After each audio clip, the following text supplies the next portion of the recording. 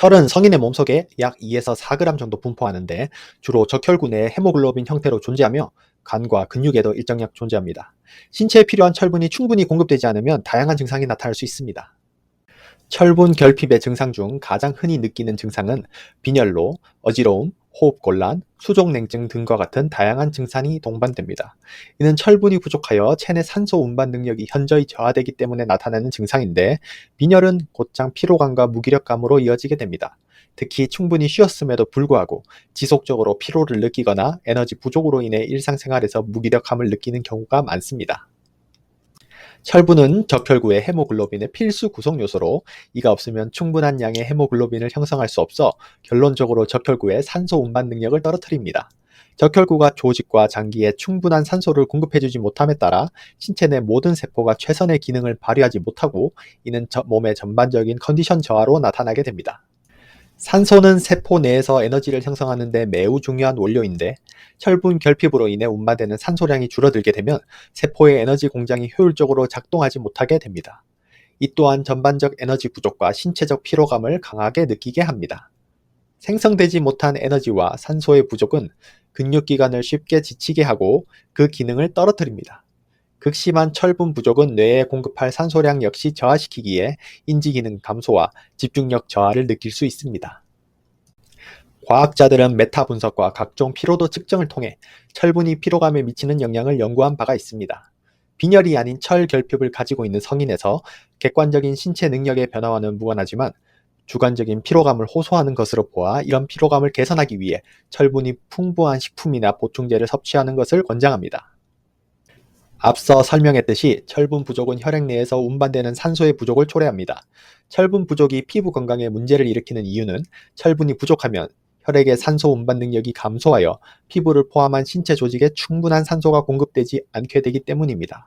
이로 인해 여러 가지 피부 문제가 발생할 수 있습니다. 철분 부족으로 인해 혈액 내 적혈구 수가 감소하면 피부가 창백해집니다. 적혈구는 혈액에 붉은색을 띠게 하고 피부에 건강한 핑크색 빛을 주기 때문에 적혈구가 부족하면 피부가 창백하고 칙칙해질 수 있습니다. 얼굴, 잇몸, 손톱 밑이 창백해지는 경우 우리는 철분 부족을 예상해 볼 수 있습니다. 또한 철분 결핍은 피부의 보습을 유지하는 데 필요한 산소와 영양소 공급이 줄어들게 되어 피부가 건조하고 갈라질 수 있습니다. 특히 손바닥, 발바닥, 입술 주위가 쉽게 갈라질 수 있습니다. 생존에 있어 가장 중요하다고 볼 수 있는 상처 치유에서도 문제가 발생합니다. 철분 부족은 새로운 세포의 형성을 방해하고 상처 회복을 지연시킬 수 있습니다. 이는 피부가 손상되었을 때 회복이 더디고 감염될 위험을 증가시킵니다. 모발 건강에도 영향을 미쳐 탈모를 유발할 수 있습니다. 모낭은 성장과 유지에 충분한 산소와 영양분이 필요하므로 철분이 부족하면 모발이 얇아지고 쉽게 빠질 수 있습니다. 손톱이 쉽게 부러지고 하얗게 변할 수 있으며 피부 밑에 혈액순환이 원활하지 않으면 어둡거나 푸르스름한 색을 띨 수 있습니다. 조직으로 가는 산소의 결핍은 우리 몸에서 가장 중요한 컨트롤 타워인 뇌 역시 예외가 될 수 없습니다. 뇌는 신체의 다른 조직보다 산소 소비량이 많기 때문에 산소 부족은 뇌 기능에 직접적인 영향을 미치고 두통을 유발할 수 있습니다. 뇌는 또한 산소 부족을 보상하기 위해 혈액 흐름을 증가시키기 위한 작용으로 혈관을 확장시키지만 이는 두통을 유발할 수도 있지요. 뇌의 혈관이 확장되면서 주변 조직을 압박하여 두통이 발생하는 것입니다. 피로감과 두통은 종종 함께 나타나며 신체가 피로할 때 두통이 더 심해질 수 있습니다.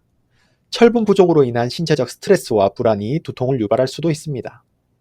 신체가 충분한 산소와 영양을 공급받지 못하면 스트레스 반응이 증가하고 이는 두통의 원인이 될 수 있습니다. 철분 부족은 또한 저혈압을 유발할 수 있습니다. 저혈압은 뇌에 충분한 혈액을 공급하지 못해 두통을 일으킬 수 있습니다. 특히 기립성 저혈압, 일어설 때 혈압이 급격히 떨어지는 현상은 두통과 어지러움을 수반할 수 있습니다. 급격한 체위 변화 역시 어지러움을 느끼는 현기증은 이런 맥락에서 이해될 수도 있지요. 부족한 산소 공급은 뇌의 기능을 저하시켜 집중력을 떨어뜨리고 단기 기억력 감퇴로 인한 학습 능력을 저하시킵니다. 그 이외에도 철분 결핍으로 인해 경미한 활동 시에도 숨이 찰 수 있으며 심장이 빨리 뛰거나 불규칙하게 뛰는 것을 경험할 수 있습니다. 전반적인 컨디션 저하와 더불어 식욕 감소와 심한 경우 흙이나 얼음 같은 이상한 물질에 대한 식욕이 생길 수도 있습니다. 구강 내 조직 역시 영향을 받아 각종 궤양이나 부종이 생길 수 있으며 다리에서도 하지불안 증후군 같은 증상이 나타날 수 있습니다.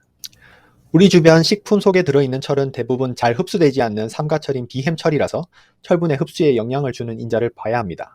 흡수를 촉진하는 인자로서는 비타민C는 삼가철을 이가철로 환원하여 흡수율을 높입니다. 구연산 섭취는 철의 용효율을 높여 흡수율을 높일 수 있습니다. 동물성 단백질 역시 흡수를 증진시킵니다. 흡수를 억제하는 것은 탄닌, 피트산 같은 것입니다. 이 같은 경우 삼가철이 이가철로 환원되기 전에 결합하여 불용성 물질로 되어 철의 흡수를 방해합니다.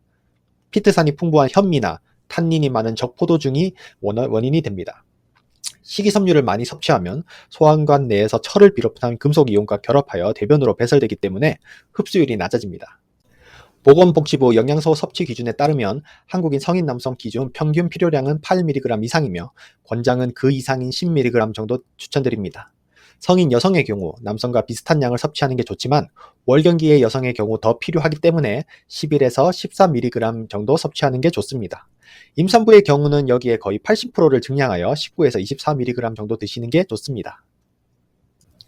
철이 많이 들어있는 식품으로 대략 100mg, 한 주먹 정도의 양으로 간이 많이 있다고 볼 수 있는데 이는 10에서 13mg 포함하고 있습니다. 제첩이나 바지락 같은 조개류도 철분이 엄청 많이 있는데 4에서 5mg 정도 들어있고요.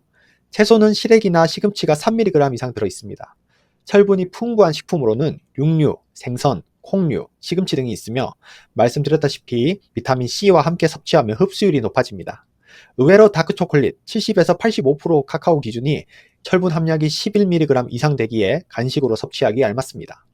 단백질로 섭취할 수 있는 두부의 경우 5mg 이상의 철분이 있고요. 각종 요리에 곁들여 먹는 고춧가루나 참깨가 11에서 15mg 정도로 고함량이니 참고해주세요. 오늘은 철분이 어떤 일을 하는지 간단히 살펴보았고 그 부족 증상에 대해 논의해보았습니다. 평소 우리가 느꼈지만 대수롭지 않게 지나간 증상들, 철분 결핍이 원인이 아니었을까요? 철분을 한번 섭취해보세요. 우리 주변에 쉽게 구할 수 있는 다양한 식품으로 철분을 보충하셔도 좋고 영양제로 복용하셔도 좋습니다.